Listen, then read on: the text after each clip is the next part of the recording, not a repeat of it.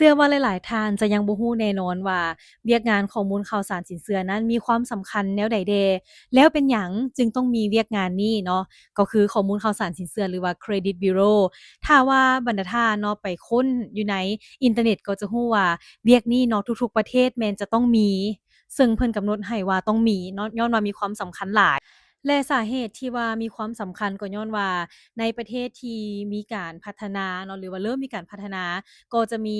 บรรดาสถาบันการเงินนี่นะเกิดขึ้นมาเป็นจำนวนหลวงหลายเนาะคือประเทศลาวของพวกเราปัจจุบันนี้เว้าเรื่องสถาบันการเงินนี่มีหลายอีหลีเนาะธนาคารหรือว่าสถาบันการเงินประเภทต่างๆรวมๆแล้วก็ประมาณ300กว่าแห่งเลยและแน่นอนเนาะ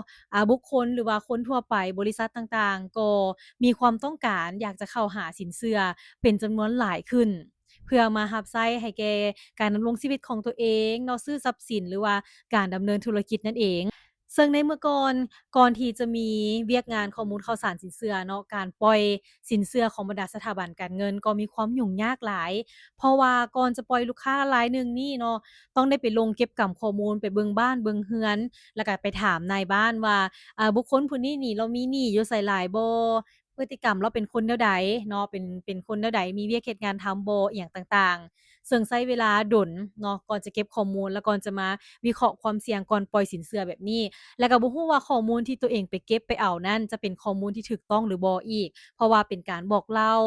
การต่อเนาะหรือว่าเป็นการแจ้งของนายบ้านเพียงเท่านั้นฉะนั้นแหละเนาะเวียกงานข้อมูลข่าวสารสินเชื่อจึงมีความสำคัญหลายเพราะว่าปัจจุบันนี้สถาบันการเงินบ่จำเป็นต้องลงไปบ้านลงไปหานายบ้านเนาะ เพียงแต่เข้าค้นหาอยู่ในระบบก็สามารถได้ข้อมูลดังกล่าวได้เลยแล้วก็สามารถวิเคราะห์ความเสี่ยงให้แก่ลูกค้า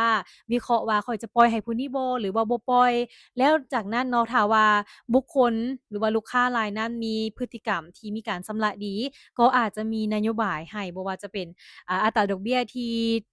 บ่สูงหลายเนาะหรือว่าวงเงินก็ได้สูงขึ้นบ่อิหยังประมาณนี้เนาะย้อนข้อมูลข่าวสารสินเชื่อนี่แหละที่เฮ็ดให้สามารถวิเคราะห์และก็สามารถ ให้นโยบายสินเชื่อแก่ลูกค้าได้อย่างหลวงหลายหรือว่าอย่างหลายรูปแบบและก็บ่ได้มีผลดีต่อกับสถาบันการเงินเท่านั้นเนาะสำหรับเวียกงานข้อมูลข่าวสารสินเชื่อ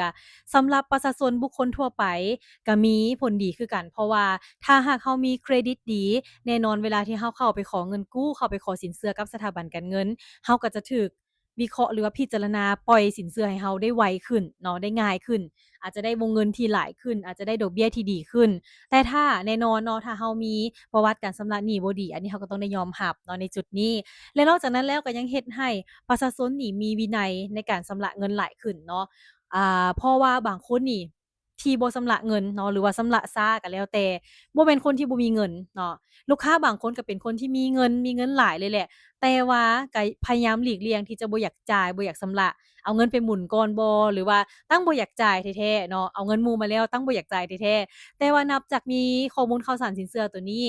หลายๆคนก็มีความตื่นตัวหลายขึ้นที่จะมีการชำระให้ตรงเวลาตรงมื้อแล้วก็ชำระให้ครบถ้วนเนาะอันนี้ก็ถือว่าเป็นข้อดีหลายๆอย่างกันเลยและทั้งหมดทั้งมวลนี้ก็ล้วนแล้วแต่ประกอบส่วนให้แก่การพัฒนาประเทศชาติของพวกเราเนาะอันนี้ก็คือความสำคัญของเวียกงานข้อมูลข่าวสารสินเชื่อที่ว่าทุกประเทศจะต้องมีเนาะสากลเพิ่นก็มาประเมินมากวดมากาถ้าว่า ประเทศใดที่ว่าบ่มีเวียกงานข้อมูลข่าวสารสินเชื่อก็ถือว่าประเทศนั้นนี่เพิ่นก็จัดอันดับให้เลยว่าเป็นประเทศที่บ่น่าไปลงทุนเนาะบ่น่าเป็นประเทศที่บ่เป็นตาดึงดูดนักลงทุนต่างประเทศได้เนาะอันนี้ก็เป็นสิ่งหนึ่งเป็นความรู้หนึ่งที่เรานำมาเว้าสู่ฟังโดยเฉพาะแม่นน้องๆนักเรียนเนาะก็ควรจะมีความรู้ในเรื่องนี้ไว้เพราะว่าอาจจะบ่มีอยู่ในตำราสอนตำราบทเรียน แต่ว่าเรียนจบมาเนาะการที่จะเข้ามาเฮ็ดเวียกอยู่ในวงการหรือว่าคงเขตสถาบันการเงินแน่นอนว่าท่านจะต้องได้พบกับเวียกงานนี้อย่างแน่นอนอาจจะบ่ได้เฮ็ดเวียกอยู่แผนกสินเชื่อโดยตรงแผนกอื่นๆก็อาจจะได้มีการพัวพันหรือว่าเกี่ยวข้องกับเวียกงานข้อมูลข่าวสารสินเชื่อเช่นเดียวกันเนาะฉะนั้นถ้าเรารู้ไว้ก็จะเป็นการดี